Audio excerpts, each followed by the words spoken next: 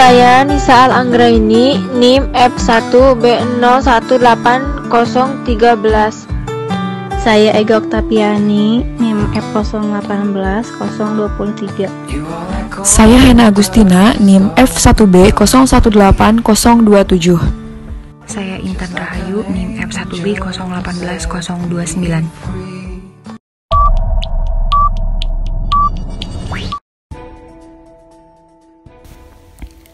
Pada kesempatan kali ini, kami akan membahas mengenai jenis pengambilan keputusan intuitif. Pengambilan keputusan menurut G. Arteri adalah pengambilan keputusan sebagai pemilihan yang didasarkan oleh kriteria tertentu atas dua atau lebih alternatif yang mungkin. Keputusan intuitif merupakan keputusan berdasarkan pengalaman yang terdahulu, dihadapkan pada situasi yang baru atau tindakan yang tidak biasa, dan melibatkan perasaan emosi yang mendalam ketika mengambil keputusan. Studi kasus yang kelompok kami ambil yaitu mengenai keputusan larangan mudik lebaran pada tanggal 6 sampai dengan 17 Mei 2021. Mudik ialah fenomena sosial di Indonesia yang terjalin setiap tahun. Pada dasarnya dimaknai kembali ke kampung asal, spesialnya pada hari-hari besar yang diisyarati dengan libur bersama semacam hari Lebaran, Natal, serta Tahun Baru. Fenomena mudik mulai menjadi tren semenjak berkembangnya kota-kota besar di Indonesia. Kota-kota tumbuh selaku simpul sumber penghidupan sekalian tempat singgah untuk para pendatang yang berasal dari berbagai macam wilayah. Tradisi mudik lebaran menjadi hal lumrah yang biasa dilakukan masyarakat Indonesia setiap tahunnya. Mengunjungi sanak saudara hingga mengobati rasa rindu akan suasana lebaran di kampung halaman menjadi beberapa alasan mudik seakan hal wajib di Indonesia. Semenjak permasalahan positif awal diumumkan pada 2 Maret 2020, tren permasalahan COVID-19 di Indonesia terus menjadi bertambah. Bersumber pada informasi yang dirilis gugus tugas percepatan penindakan COVID-19 periode 8 Juni 2020, total jumlah permasalahan positif di Indonesia saat ini mencapai 32.033 permasalahan yang tersebar di nyaris segala provinsi di Indonesia. Jumlah permasalahan paling banyak sampai di kala ini terletak di Provinsi DKI Jakarta dengan jumlah kasus 8.033 permasalahan atau sekitar 25,8%, serta Provinsi Jawa Timur dengan 5.948 permasalahan atau sekitar 19,1%. Pemerintah belum dapat mengendalikan penularan COVID-19 terlihat dari kasus yang terus bertambah. Dalam rangka mencegah penyebaran COVID-19, pemerintah menerapkan beberapa kebijakan, salah satunya dengan mengeluarkan larangan mudik dan juga mengatur kebijakan transportasi darat dan udara untuk membatasi mobilitas penduduk.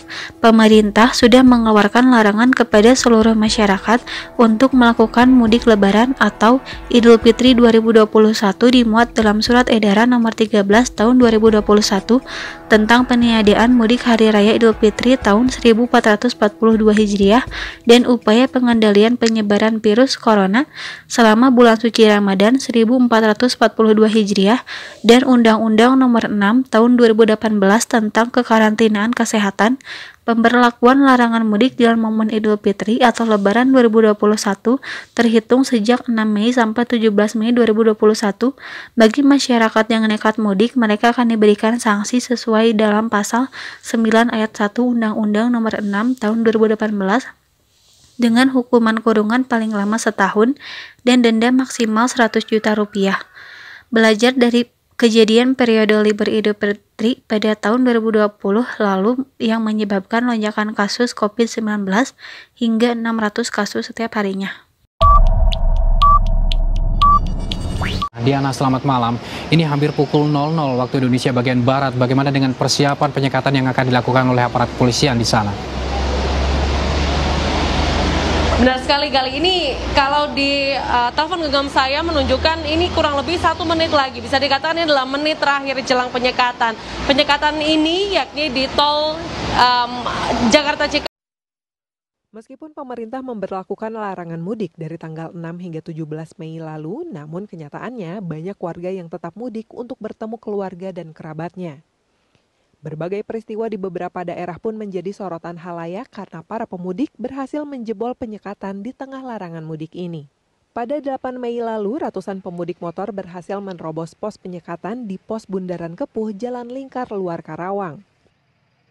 Sementara di Bekasi, tak mampu membendung ribuan pemudik, pihak kepolisian Resort Metro Bekasi pada Minggu malam 9 Mei lalu membuka penyekatan di ruas Jalan Kedung Waringin yang merupakan ruas jalan utama pemudik motor di perbatasan Karawang, Bekasi. 9 Mei lalu di Cirebon, sejumlah pemudik yang melintas di jalur Pantura nampak ngotot enggan diputar balik petugas. Sebagian pemudik yang diputar balikan pun memanfaatkan layanan peta digital dan lewat jalan kecil di permukiman warga. Untuk mencegah terjadinya mudik, di Jawa Barat didirikan 158 posko penyekatan. Berdasarkan data dari Dinas Perhubungan Jawa Barat, dari tanggal 6 hingga 17 Mei 2021, total kendaraan yang diperiksa ada 553.054. Total kendaraan yang diputar balik 227.431. Penindakan travel gelap 231. Dari 158 posko penyekatan tersebut dilakukan pemeriksaan rapid test di mana 39 hasil pemeriksaannya positif dan sebanyak 12.221 hasil pemeriksaan rapid test dinyatakan negatif. Petugas pun melakukan patroli di jalan-jalan alternatif. Tergantung dilihat dari perspektif mana dulu sih sebenarnya. Cukup bagus untuk mencegah bertambahnya kasus aktif COVID di Indonesia, karena berkaca dengan tahun lalu kan memang di saat mudik itu dilarang aja kenaikan jumlah kasus COVID tetap tinggi. Mungkin pemerintah juga menginginkan itu tidak terjadi lagi di tahun ini. Tapi kalau misalnya dipandang dari kacamata ekonomi juga itu bisa memperlambat laju ekonomi ya, karena kan di mana ada pergerakan manusia pasti di situ ada pergerakan ekonomi juga kan, di mana misal orang mudik itu kan pasti banyak belanja segala macam, lebaran. Kalau misalnya dibilang setuju atau nggak setuju, saya sebagai mahasiswa yang rantau bisa dikatakan ya nggak setuju sih, karena kan itu langsung berdampak ke saya kan. Sudah beberapa bulan di sini, sudah beberapa bulan tinggal di kota orang, tapi tidak boleh pulang gitu kan, nggak ketemu orang tua, nggak ketemu saudara. Sebenarnya lebih ke orang tua aja sih. Kalau saudara sih ya oke lah.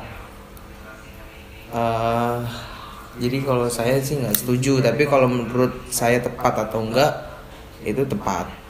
Karena emang benar-benar bisa membatasi mobilitas manusia yang dari zona merah ke zona hijau gitu loh. Misalnya dari Jakarta ke daerah-daerah yang tadinya tidak ada COVID atau angka COVID-nya itu masih rendah, tapi setelah ada orang-orang dari kota-kota yang terkena zona merah, itu nanti dia juga ikut-ikutan menjadi zona merah. Jadi menurut saya keputusan yang tepat. Assalamualaikum warahmatullahi wabarakatuh. Perkenalkan, nama saya Bobot Amelia. Saya merupakan mahasiswa Universitas Padjadjaran. Pada kali ini saya akan berpendapat mengenai pandangan saya terhadap kebijakan pemerintah atas larangan mudik pada tahun 2021. Tahun ini sudah masuk tahun kedua di mana masyarakat dilarang mudik oleh pemerintah. Hal ini dikarenakan adanya angka COVID yang begitu tinggi pada tahun sebelumnya. Namun, larangan mudik pada tahun ini menurut saya kurang setuju karena pada tahun sebelumnya memang angka COVID di Indonesia begitu tinggi dan perlu diatasi dengan bersama-sama dengan masyarakat. Namun pada tahun ini angka COVID di Indonesia sudah cukup menurun dan juga masyarakat sudah terbiasa dengan keadaan atau kondisi new normal yang mana lebih menjaga protokol kesehatan, menggunakan masker dan juga menjaga jarak. Hal ini bisa menjadi peluang untuk masyarakat untuk menikmati hari raya mudik pada tahun ini. Dampaknya sih yang pasti berdampak banget buat orang-orang yang, apalagi di Indonesia itu kan mudik itu udah jadi tradisi. Mereka nggak bisa ketemu keluarganya yang biasa ketemu keluarga di daerah. Terus juga dampak di bidang-bidang lain juga pasti bakalan gede banget di bidang perekonomian, di mana pariwisata bakalan mati, nggak ada lagi pengunjung wisata. Terus juga ngumpul keluarga nggak ada juga. Ya banter-banter paling mereka berkumpul sama keluarga-keluarganya yang di satu daerah asal begitu. Sama dampak lain lagi itu juga berdampak bagi saya yang kemarin posisinya sedang kuliah di Purwokerto dan keluarga saya yang di Jakarta. Saya tuh udah pusing pas tahu kalau ada bakalan pengetatan dari tanggal 6 sampai 17. Dan itu mengakibatkan saya harus pulang lebih awal dan meninggalkan banyak pekerjaan saya di Purwokerto. Itu sangat berdampak sih kalau bagi saya. Kalau menurut saya peran masyarakat sebagai pelaku utama itu sangat penting. Karena jika masyarakat sudah ada rasa sadar dari dalam hati, masyarakat itu mau melanggar peraturan pemerintah yang dibuat untuk memutus rantai penyebaran COVID, itu akan semakin besar. Buat yang berperan penting yang sangat penting ya pastinya adalah pembuat kebijakan itu sendiri. Mereka harus sangat ketat, jadi nggak ada pelonggaran sedikit pun, karena mereka udah buat kebijakan larangan. Ya mereka harus menjalankan kebijakan itu dengan baik. Pesan saya untuk pelanggar-pelanggar, tolonglah kalian sadar. Karena kalian kita jadi nggak bebas-bebas hidupnya, kita kemana-mana harus pakai masker. Tolonglah kalian juga punya hati nurani kan. Tolonglah kalian cepat-cepat sadar bahwa COVID itu benar-benar ada. Dan patuhilah peraturan dari pemerintah. Karena mereka mengusahakan supaya COVID ini cepat berhenti, cepat selesai. Jadi tolong patuhi ya untuk para pelanggar. Terima kasih. Keputusan larangan mudik termasuk keputusan intuitif yang dibuat oleh pemerintah guna menekan penyebaran COVID-19. Namun, pada implementasinya, keputusan ini belum sepenuhnya berjalan dengan lancar, di mana masih banyak oknum yang melanggar dan menimbulkan polemik bagi masyarakat yang menuai pro dan kontra, dan pandangan dari keduanya itu sama-sama kuat. Kemudian adanya kecemburuan sosial bagi masyarakat yang mematuhi aturan dengan tetap tidak mudik terhadap ketidaktegasan pemangku kepentingan atas lolosnya oknum-oknum yang tidak bertanggung jawab. Kebijakan ini sudah terrealisasi dan akan menjadi evaluasi penting untuk perbaikan di masa yang akan datang, baik bagi pemerintah maupun masyarakat setempat.